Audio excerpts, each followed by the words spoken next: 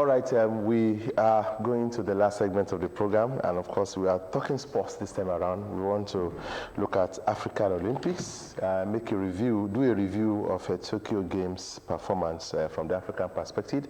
And we have a renowned psychologist in the house, also the President African Students Football Union, and of course the vice chairman of Continental, and also that is talking about African sports management. He's also the president of African Sports Management and board member of World Sports Management. I'm talking about no other person than Professor Seun Omotayo. Professor Omotayo, welcome to the program.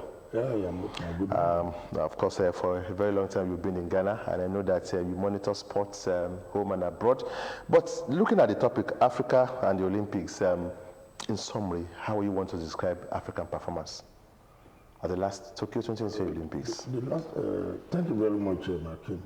The last showing of Africa at the Tokyo Olympics, from the perspective of from the African perspective and the position of Nigeria in Africa, cannot be said to be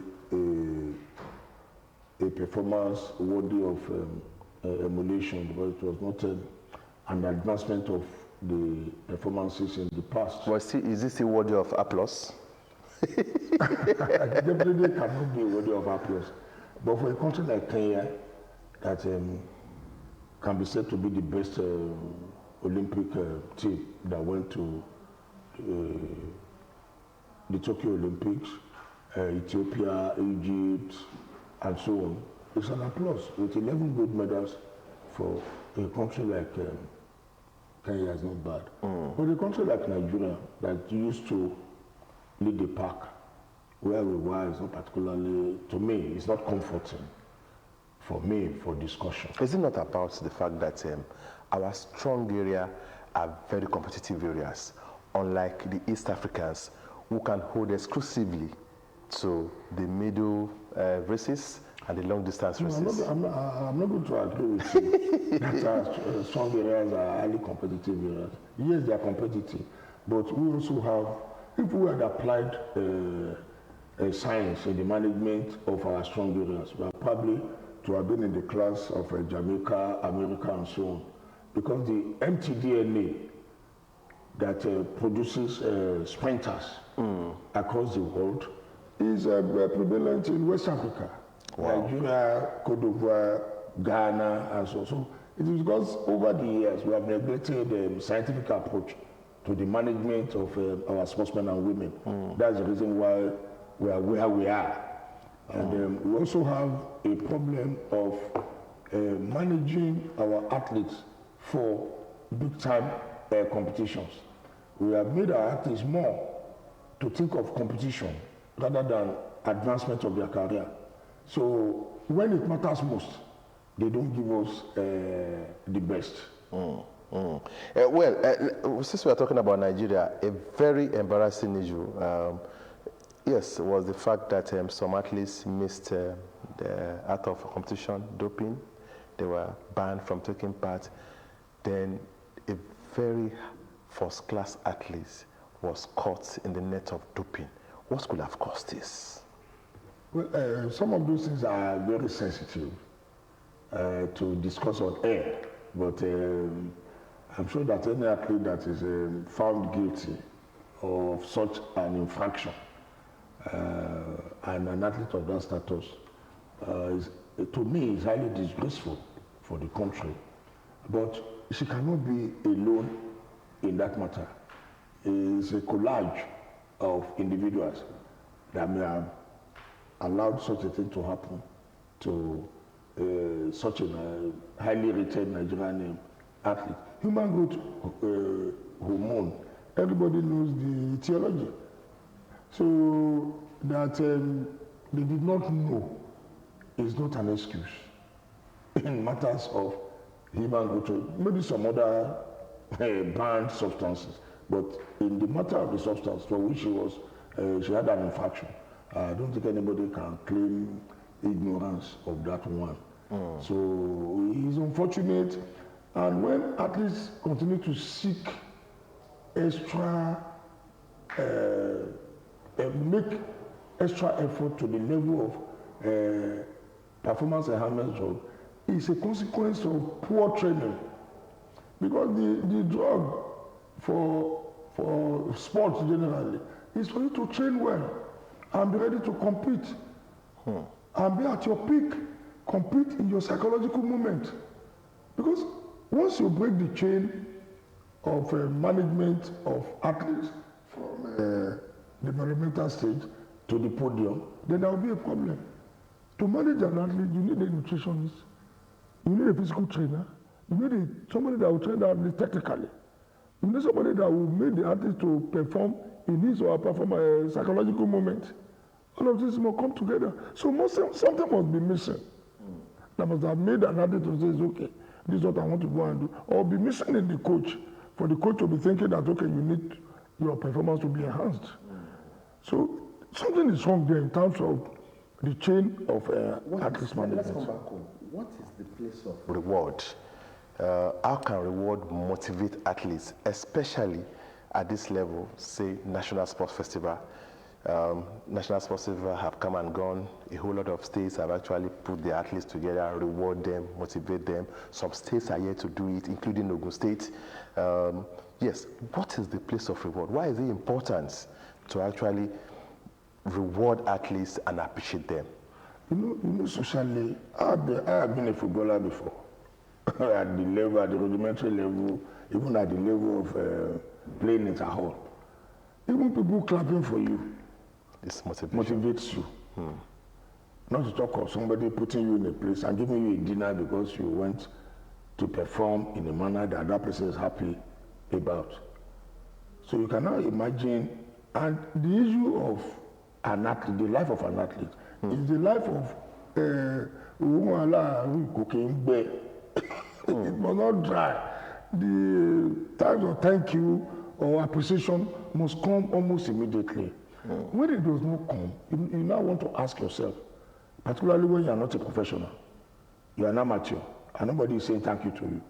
You may now think, okay, let me just face my work and stop this passion. Or go to where they will say thank you to me. Or you go to where they will tell you. Without we need to complain about poaching. But I don't want to believe what you said, that Ogun State has not appreciated the athletes that went to. Yes, they are yet to. The state is yet to. To me, that's unfortunate. I mean, from the state perspective, calling the athletes together, I mean, they are yet to. I'm sure it's in the plan. This is a matter of time.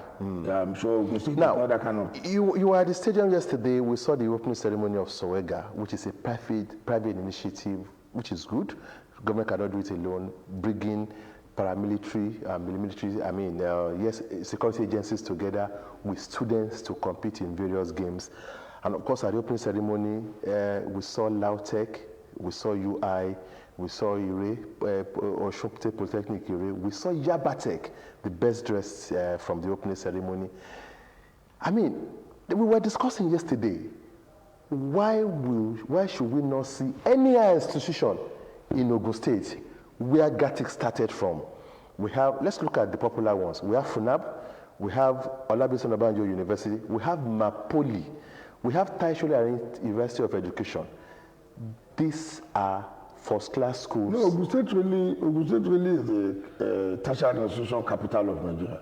Because we have close to 14, 18, or 16 tertiary institutions.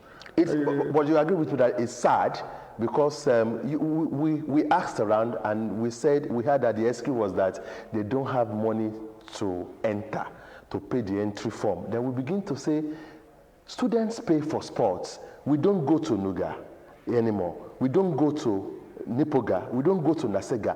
Once an opportunity like this beckons, why don't you allow the students to benefit? You see, in the first instance, my thinking yesterday was that because it is happening in Ogun State, they are probably allowing the visitors to come in. And I expect that when competition starts today, most of those institutions you mentioned would have joined the fray.